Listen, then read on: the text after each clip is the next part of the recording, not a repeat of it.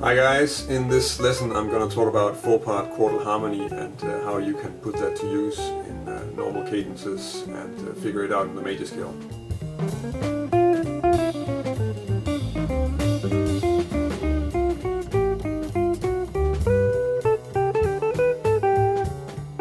I already made a few lessons on quartal harmony, which I'll link to here, and in the lesson on 3-part quartal harmony I'm also explaining how you construct them by stacking fourths, and how you take that through a major scale and how you can put that to use when you're comping. In this lesson we're going to work with the 4-part version of that. So all my examples are in the key of F. So if I take an F major scale like this, and then start stacking fourths, so basically that means if I take the F and go up a diatonic fourth, I'll get a B flat, and another diatonic fourth, give me an E, and then an A. So I get this kind of voicing. And as you can hear, it's a very sort of rich sounding voicing with some extensions. You could look at it as being 2 sevenths put together. So it's kind of a spicy, full sounding chord voicing. So the first thing we're going to do is just to take this type of voicing through the major scale, and then we're going to look a bit at what kind of chords we can use the different voicings for, and then I'm going to give you some examples on how you might use this on a 2-5-1. Since most of these voicings are sort of pretty spicy and full and with a lot of extensions, also extensions that you probably normally won't hear put together on different chords, they're not really very useful for playing just strict functional harmony and playing the chords of cadence very clearly. They're more something that you can use to add some variation or spice up a part of a song, maybe to create some tension in a modal situation or something like that. But let's just first go over the voicings. So if I move these quartal voicings through the major scale, the F major scale, I'm going to do that on the middle set and the top set of strings, not the bottom set, mostly because we need these voicings to sound like they're containing mostly extensions, and it's going to sound pretty muddy on the lower strings, so that's not so important right now. You can always check it out if you want to have sort of a complete picture of it, and they will work well if you want to use them for arpeggios too. But for now, and just to keep it kind of short, I'm just going to do the top sets. So the F major scale would be something like this.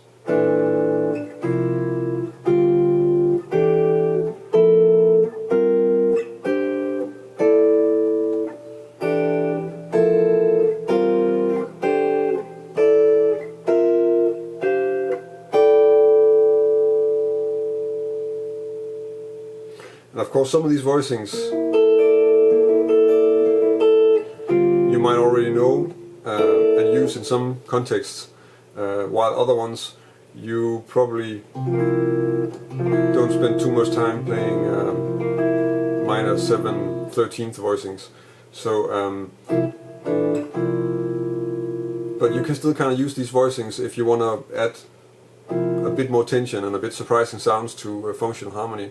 So it's well worth checking out, and we'll look a bit at what kind of voicings will go with what kind of chords in just a bit. Since I'm also using this on a 2-5-1 with an alto dominant, we need to look at what the quartal voicings of a melodic minor scale are. So let's go over that.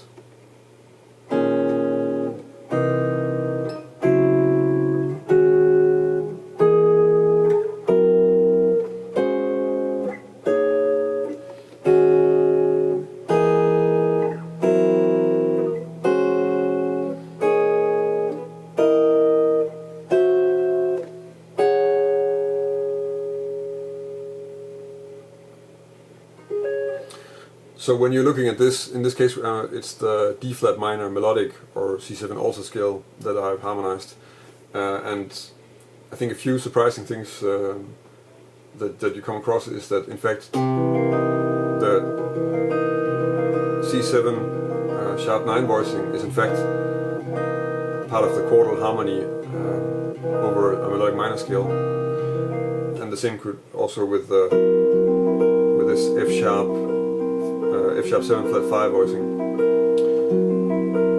So as I already mentioned, the voicings are of course containing some unusual extensions and maybe some sounds that we're not that used to, but at the same time it's a nice way to sort of vary and to maybe make some surprising sounds on a functional progression like a 2-5-1. So since we can't strictly always use just normal voicings and voicings that would fit in the categories that we normally would pick from when we're playing over a cadence like that, we need to look a bit at what kind of voicings can we use. So for the G minor in a 2-5-1 in F, out of the voicings that I have in the first example, I might be using something like this one, this one, this one, this one, and this one. So this is strictly a G minor 6 with a 9. But and actually you might know this also as a C7 voicing. But in the context you can get away with using it like that.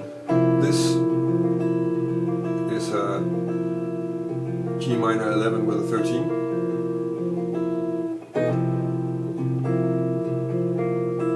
And of course, since we have the 13 in there, it's not the kind of voicing that normally you would use on a 2-5-1, but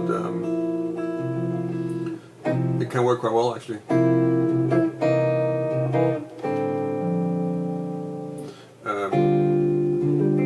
In this voicing, I actually don't have a third, so it sounds kind of like a G sus. But again, in context,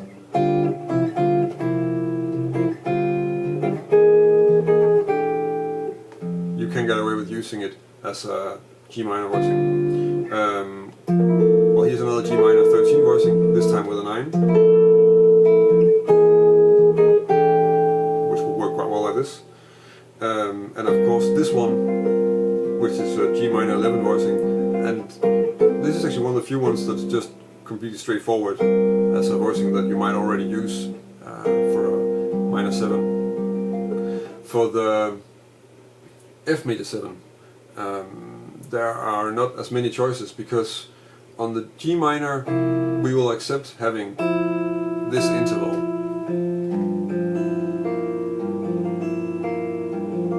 But if we're playing strictly major and not using the Lydian mode on the tonic chord, on the F major chord, then we don't really want to hear this as part of an F major 7 voicing. So that means that pretty much anything with a B flat in it is not possible to use. We could of course work through how to use this with a Lydian sound on the tonic chord, and then you have a few more voicings. But just to keep it simple, I didn't actually do that in this lesson. So there are only 3 voicings that you can kind of use for the F major 7. This one, which is like an F6-9 with no third. This one, which is an F major 7 with a 9 and a 13. And this one, which is an F major 6-9. When it comes to the altered dominant, one of the handy things about melodic minor is that it doesn't really have any real avoid notes. So you can pretty much use all the voicings as the C7 voicings. And also because we're playing something that's very F major and then going towards something that's using a completely different scale with a lot of alterations, then we don't need to be that clear. You can still hear like, oh yeah, there's an altered dominant coming, so will work, or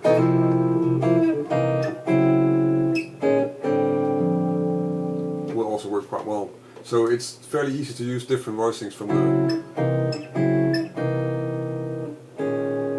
the C sharp or P flat melodic minor scale for the C7 voicings, and then just resolve them to one of the 3 voicings that we're using for the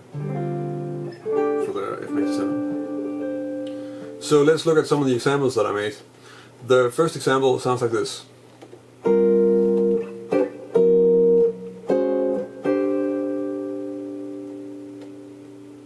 This is pretty straightforward. I'm using this G minor 11 voicing, which is nice and clear, normal G minor, and then I'm using the voicing a whole step above it as a sort of diatonic passing chord, and from that I'm going to this, which you could look at as being a G flat 7 with a flat 5 or a C7 flat 5 voicing, and from there I'm moving that up a step in the scale, and this chord I can resolve to the F major by just moving the lower part of the chord up a half step. The second example sounds like this.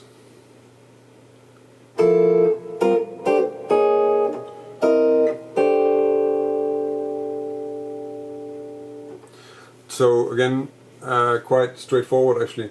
Now we start using this, the minor 13 sound on the 2 chord, which has a nice sort of Herbie Hancock flavor to it. And then I just move that up in the scale. So, and I transition just to the D flat melodic minor scale by just moving this up a half step, and then moving up diatonically again to this C7 sharp 9 voicing, which is that one just an octave higher, and I can resolve that one to this F major 7 voicing. The third example is trying to use a bit more the fact that we have 4 voices and we can start splitting them up to add the idea of some sort of polyphonic movement.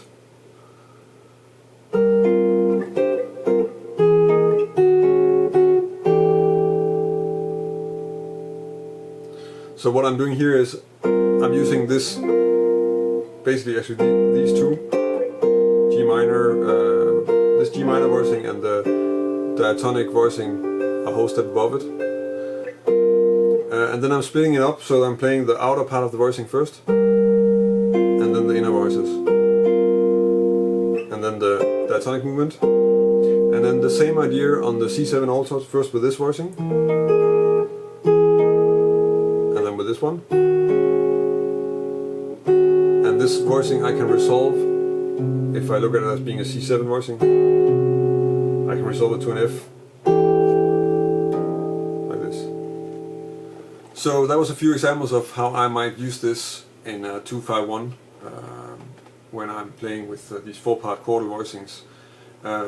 I hope that you can put that to use in your own playing. It's a nice way to add some unexpected extensions to some of the voicings that you're normally playing with, and it's something that I use a lot just as a sort of variation. I think that's probably the best way to do it. So not so much to be really clear about the harmony, but really something that you want to add as a sort of extra spice or variation to the sound. Of course it works really well in modal situations as well, because it's again it's a rich sounding and you really get a good picture of the mode with all those extensions. I hope that you can use it. I hope that you like the lesson. You can of course like the lesson here on YouTube, and you can subscribe to my channel if you want to stay up to date with the lessons that I make. If you want to work on this away from this video, you can go to my website to download the PDF of the examples that I went over. On my website you can also subscribe to my newsletter, then you will get an email whenever I make a new lesson, which is pretty much every week. And if you have any comments or suggestions to things I should do better, or topics that I should cover in my lessons, then I would of course love to hear that. And you can leave a comment on the video, or you can connect with me on Google Plus or Facebook, Twitter or Instagram and let me know there. Comments are more than welcome. It's nice to know what you guys want to hear lessons about, and how I should approach things. So until next week, thank you for watching.